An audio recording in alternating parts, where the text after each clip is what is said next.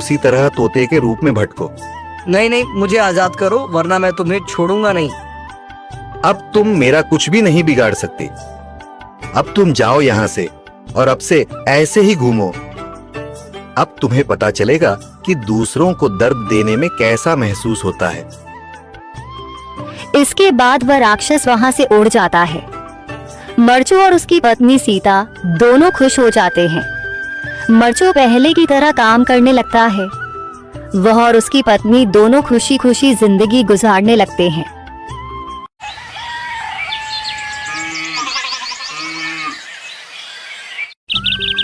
मरचू जंगल से लकड़ियां काटकर बाजार में बेचने गया, लेकिन उसे लकड़ियों के अच्छे दाम नहीं मिले।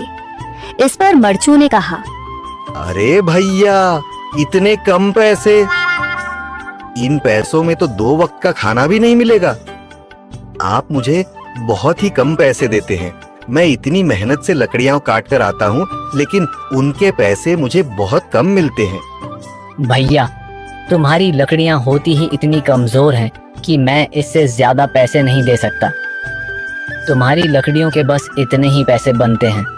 अरे भैया, कुछ ज्यादा कर दो ना। वो क्या है ना कि इन पैसों का तो कुछ भी नहीं आता। मैं अपनी जिंदगी कैसे गुजारूंगा? भैया, तुम जाकर अच्छी लकड़ियां लाओ, तभी इन लकड़ियों का अच्छा दाम मिल पाएगा, वरना इन लकड़ियों का तो यही दाम है। ये सुनकर मरचू बहुत ज्यादा परेशान हो गया और पैसे लेकर किराने की दुकान से सामान खरीदकर घर आ गया। घर पहुंचते ही मरचू की पत्नी सीता ने कहा, अरे जी, सामान ले आए आप? हाँ जी, सामान ले आया हूँ।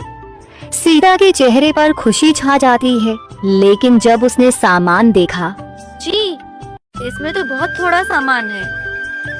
हाँ सीता, मुझे पता है कि यह सामान बहुत थोड़ा है, लेकिन मैं क्या करूं? मेरे पास जितने पैसे थे, मैं उतने का ही सामान लेकर आ गया हूँ। इस तरह हमारा गुजारा कैसे हो पाएगा जी? आपको तो पता ही है कि हम कितनी मुश्किलों से गुजारा करते हैं। हाँ हाँ, मुझे पता है, लेकिन मैं कर भी क्या सकता हूँ? मेरे पास इतने पैसे ही नहीं कि हम एक अच्छी जिंदगी गुजार सकें। इतनी मेहनत कर रहा हूँ, लेकिन फिर भी मेहनत का फल नहीं मिल रहा। इतनी मेहनत से अच्छी लकड़ी काट कर आता हूँ, लेकिन मुनासिब दाम नहीं मिलता। मैं तो बहुत परेशान हूँ। क्या करूँ? कहाँ जाऊँ? अरे जी, आप परेशान न हो, आप कोई और काम देख लें। मैंने कई बार काम तलाशने की कोशिश की, पर किसी ने भी मुझे काम नहीं दिया। ये सुनकर सीता भी काफी ज्यादा परेशान हो गई। मरचू से सीता की परेशानी नहीं देखी गई। उसने अपनी पत्नी सीता से कहा, मैं फिर से जंगल की ओर जा रहा हूँ। अरे जी, अभी मत जाइए ना, वैसे भी शाम हो रही है। आप कल चले जाइएगा, अभी मत जाइए। ठीक है, अगर तुम रोक रही हो तो मैं नहीं जाता। मैं कल चला जाऊंगा। इसके बाद मरचू गांव में घूमने के लिए चला गया। तभी उसे एक आदमी मिला और उसने कहा, कहाँ जा रहे हो भैया? और सुनाओ, क्या हाल चाल है? जिंदगी कैसे गुजर रही है? अरे भैया, तुम्हें तो पता है कि लकड़ियां काटकर कैसे गुजारा होता है। हाँ भैया, तुम सही कह रहे हो।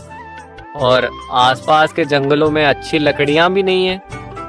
इसके लिए तो जंगल के अंदर जाना पड़ेगा। पर जंगल के अंदर तो काफी सारे जंगली जानवर होंगे। मुझे बहुत डर लगता है भैया, मैं जंगल में कैसे जाऊंगा? हाँ भैया, जंगली जानवर तो होंगे, लेकिन अच्छी लकड़ियां तो वहीं से ही मिलेंगी। ये सुनकर मरचू बहुत ज्यादा परेशान हो गया, लेकिन वह आदमी बिल्कुल ठीक कह रहा था।